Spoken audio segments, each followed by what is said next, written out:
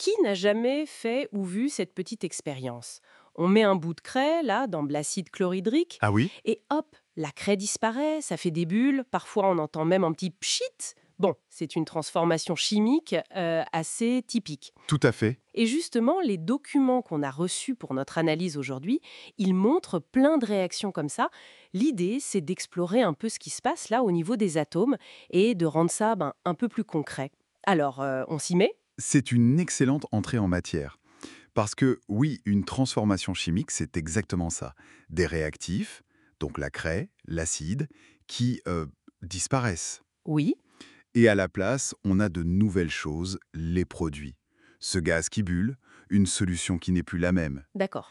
Et la clé pour comprendre tout ça, vraiment, c'est Lavoisier. Ah, le fameux. Masse totale, elle ne change pas.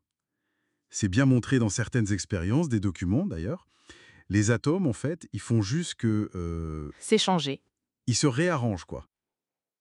Et pour décrire ça, on a ce langage un peu spécial, les équations chimiques. Exactement. Pour la craie, par exemple, c'est CaSiO3 plus 2HCl qui donne CaCl2 plus CO2 plus H2O. C'est un peu comme une recette codée. Mais regardons les exemples concrets des documents, c'est peut-être plus parlant. Oui, allons-y. Le premier, c'est la combustion. L'expérience de la bougie qui brûle, tout le monde connaît. Les notes décrivent bien la flamme, la chaleur, ok, mais aussi cette espèce de buée qui apparaît. Mhm. Et aussi un gaz qui, quand on le fait passer dans de l'eau de chaud, la trouble. Alors, ça, c'est très parlant. La combustion de la bougie, donc c'est la réaction entre le combustible, la paraffine en gros, et le dioxygène de l'air. L'O2. C'est ça, l'O2. Ça produit de la chaleur, bien sûr, mais ça forme surtout du dioxyde de carbone, le CO2, et de l'eau, H2O. Et c'est là que les tests entrent en jeu. Exactement. L'eau de chaud qui se trouble, c'est le test caractéristique du CO2. Pas de doute là-dessus. Et la buée? Eh bien, la buée, c'est de l'eau. Le test mentionné avec le sulfate de cuivre anhydre, cette poudre blanche qui devient bleue au contact de l'eau, Ah oui. voilà, ça le confirme. Et si on regarde l'équation bilan, une fois qu'on l'a bien équilibrée pour être sûr qu'on retrouve tous nos atomes à la fin, La fameuse C25H52 plus 38O2. donne 25 CO2 plus 26 H2O, voilà, bah, ça montre parfaitement cette conservation. Les atomes sont juste réorganisés. C'est vrai que ces tests, c'est comme des indices sur une scène de crime chimique. Un autre exemple soulevé dans les documents partagés, c'est l'acide sur un métal. Oui, Plus précisément, l'acide chlorhydrique sur du fer rouillé. On voit que la rouille disparaît et là aussi, des bulles se forment. hmm, Petite note de sécurité au passage, hein, le pictogramme corrosif sur la bouteille d'acide, gants, lunettes, on fait attention. c'est indispensable. Mais le truc le plus frappant, c'est ce test, on approche une flamme du gaz qui sort et paf, une petite détonation. Ce pop, ça veut dire quoi exactement? Ah, ce petit pop. C'est la signature sonore du dihydrogène, le gaz H2. D'accord, H2. Voilà. La réaction ici, c'est le fer, Fe, qui réagit avec l'acide chlorhydrique, HCl. Ça donne ce dihydrogène H2 et aussi du chlorure de fer 2, FeCl2, qui reste en solution. C plus 2HCl donne H2 plus FeCl2. C'est ça.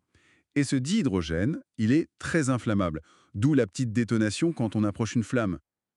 Les documents mentionnent aussi comment on peut identifier les autres produits en solution, les ions, fer 2 et chlorure, avec d'autres tests qui donnent des précipités de couleur. C'est assez complet. Oui. Et ce qui est intéressant, c'est que ce H2 produit, eh ben, il est vu comme un potentiel carburant propre. Ça ouvre des perspectives. Donc que ce soit la bougie qui brûle ou le fer qui se dissout dans l'acide, finalement, le principe derrière, c'est toujours le même. Des atomes qui bougent. C'est tout à fait ça. La matière, elle est faite d'atomes. Ces atomes s'assemblent pour former des molécules. Ok, Dans une réaction chimique, qu'est-ce qui se passe? Les liaisons entre les atomes dans les molécules de départ, les réactifs, elles se cassent. elle se brise. Oui. Et ensuite, les atomes se réarrangent. Ils forment de nouvelles liaisons et donc de nouvelles molécules. Les produits. D'accord. Parfois, comme dans l'exemple du fer et de l'acide, il y a aussi une histoire d'électrons échangés. Des atomes perdent ou gagnent des électrons et deviennent ce qu'on appelle des ions, comme Fe2+, ou Cl-. Ils sont super importants pour que la réaction se fasse. Bon, alors, si on essaye de résumer un peu tout ça, les transformations chimiques, en gros, c'est un grand jeu de Lego avec les atomes. Rien ne disparaît vraiment. C'est juste réorganisé. C'est l'idée de Lavoisier, oui. Voilà. Et les équations chimiques, c'est un peu la notice de montage. Les exemples qu'on a vus, la combustion, l'acide sur le fer, ils montrent bien comment ça marche. Et surtout, comment on peut identifier ce qui est formé après coup, avec les tests. Exactement.